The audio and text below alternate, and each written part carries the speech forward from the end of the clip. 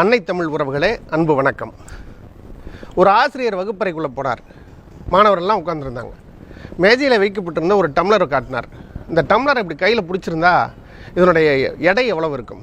மாணவர்கள்லாம் சொன்னாங்க 100 கிராம் இருக்கும், 50 கிராம் இருக்கும், 150 கிராம் இருக்கும். சரி, ரைட்டு. கையிலேயே பிடிச்சிருக்கிறதுனால இந்த டம்ளருடைய எடை கூடுமா அப்படின்னு கேட்டார். அப்படியெல்லாம் கூடாதுங்க. சரி, என்ன நடக்கும்?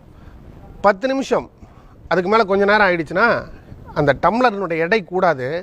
ஆனால் டம்ளரை கையில் வச்சுட்டு இருந்ததுனால அந்த கை வலி எடுக்கும். அரை மணி நேரம் ஆயிடுச்சு, கை நடுங்க ஆரம்பிக்கும்.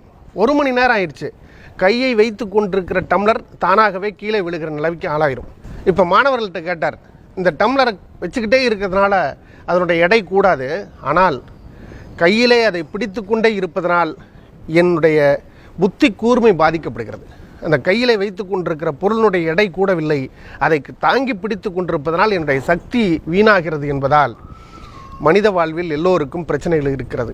மனித வாழ்வில் எல்லோருக்கும் குழப்பங்கள் இருக்கிறது. மனித வாழ்வில் எல்லோருக்கும் சிக்கல்கள் இருக்கிறது. சிக்கல் இல்லாமல், பிரச்சனை இல்லாமல், குழப்பம் இல்லாமல் இன்றைக்கு மனித வாழ்க்கை வாழவே முடியாது என்கின்ற கட்டாயத்திற்கு ஆளாக்கப்பட்டிருக்கிற மனிதர்கள் நாம். டம்ளர் மாதிரி அந்த பிரச்சனையை தூரமாக தள்ளி வச்சிடணும்.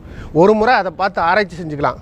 இந்த டம்ளரில் என்னென்ன சிக்கல் இருக்குது, இதனுடைய ஆழம் என்ன, அகலம் என்ன தெரிஞ்சுக்கிட்டு அதை ஒரு ஓரமாக வச்சுட்டு நம்முடைய நடைமுறை யதார்த்த வாழ்க்கையில் நாம் போய்கொண்டே இருக்கிற போது அந்த டம்ளரை ஒரு பார்வை பார்த்துட்டு இதுவும் நம்ம சிலபஸில் இருக்குல்ல, ஓகே அதுக்கு என்ன ரெமடியோ பார்ப்போம் அப்படின்ட்டு போயிட்டே இருந்தால் மட்டும்தான் இன்றைக்கு இருக்கிற வேகமான உலகத்தில் ஓட முடியுமே தவிர அதை கையிலே பிடித்து கொண்டிருந்தால் ஒட்டுமொத்த சிலபஸும் பாதிக்கப்படும்.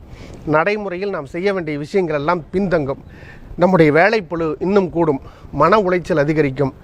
பார்க்கிற இடத்திலெல்லாம் ஒரு வித்தியாசமான பய உணர்ச்சி ஏற்படும். இது எல்லாம் தவிர்க்கப்பட வேண்டுமானால் டம்ளர் என்கின்ற பிரச்சனை தள்ளி வைக்கப்பட வேண்டியது.